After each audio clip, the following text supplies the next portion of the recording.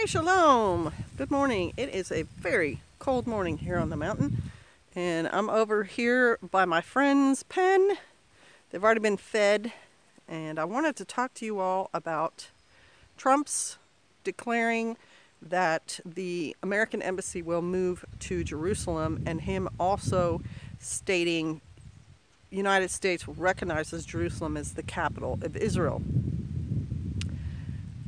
Apparently, our government, since 1995, has had a legal, I don't know what you call it, it's a law that says America recognizes Jerusalem as the capital of Israel, and America wants to put her embassy in Jerusalem. Why would that be a big deal?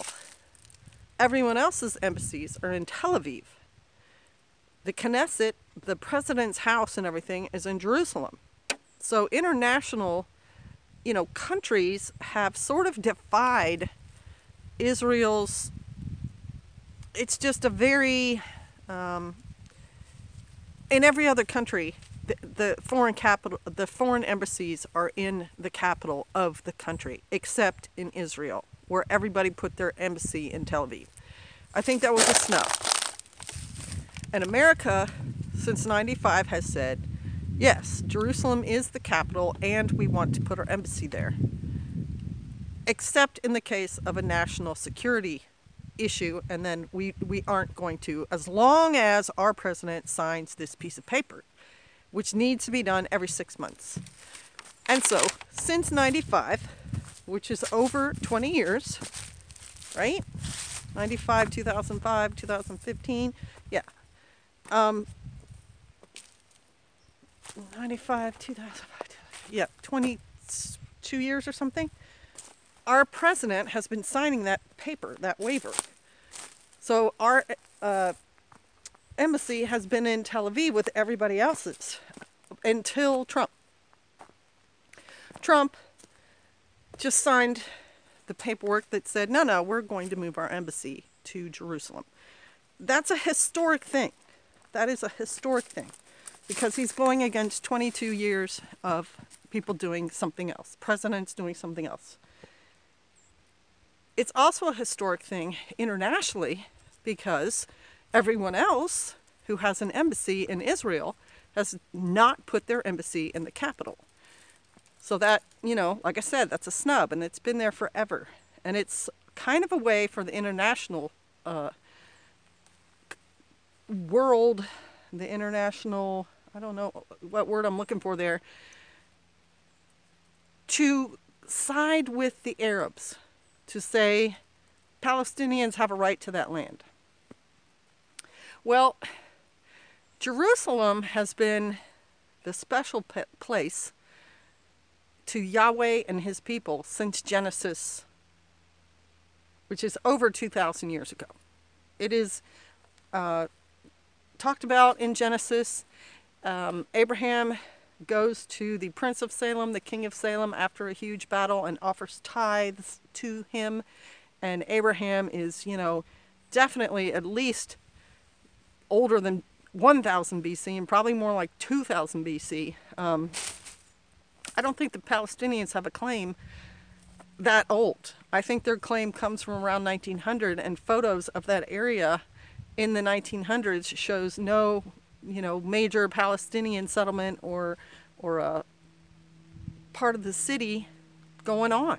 And Israel has been, or the Jewish people have been claiming Jerusalem since Genesis. So I think they have a pretty good claim. Now, yes, I do see that as a parallel to say, Native Americans having a claim to Northern America, to indigenous peoples in South America, saying we've been here and these Spaniards and these Europeans have not, etc., etc. I totally get it.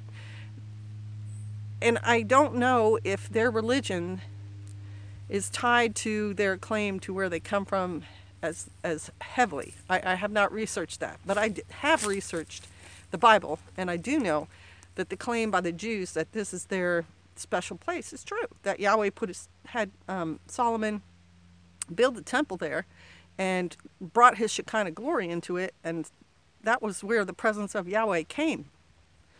to his temple. So that's, that's a fairly extensive history there.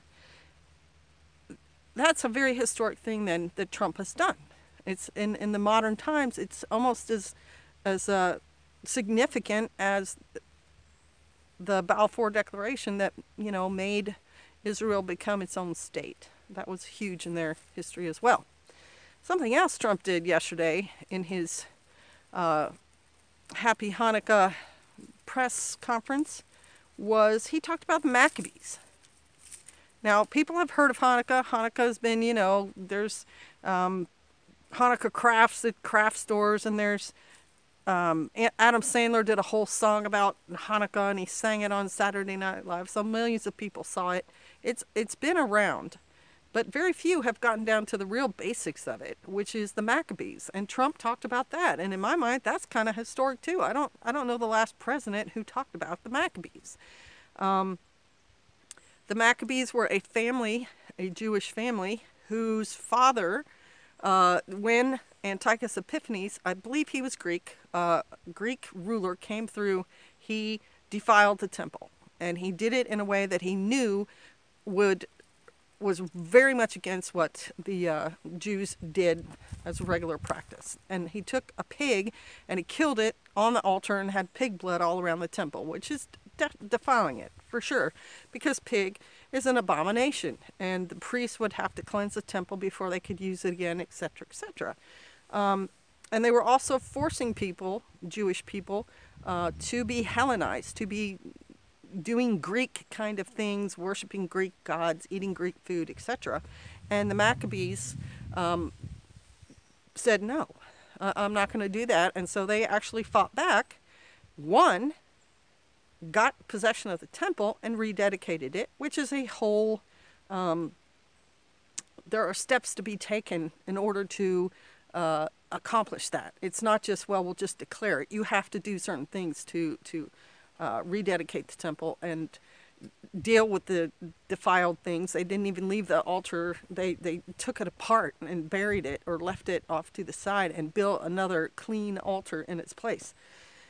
That was a historic event. That happened. If you look up Antiochus Epiphanes, he was a Greek emperor, Roman.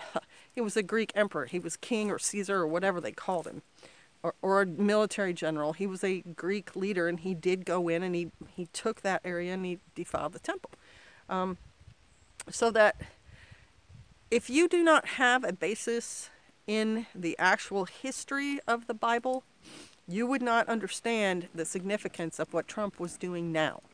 If you claim to be of the Bible and you do not understand the whole culture and the history that's going on in the Old Testament, you will not understand the significance of present time historic events happening now. And it shows me a rise, just that the president is talking about these things in any way, a rise in the importance of that Hebrew root to the Bible, and to historic events happening. And it's just like icing on the cake, I guess I should say, because if you watch our videos, you know what we've been going through the last 5 years. We've met people who've been walking this walk since the late 60s.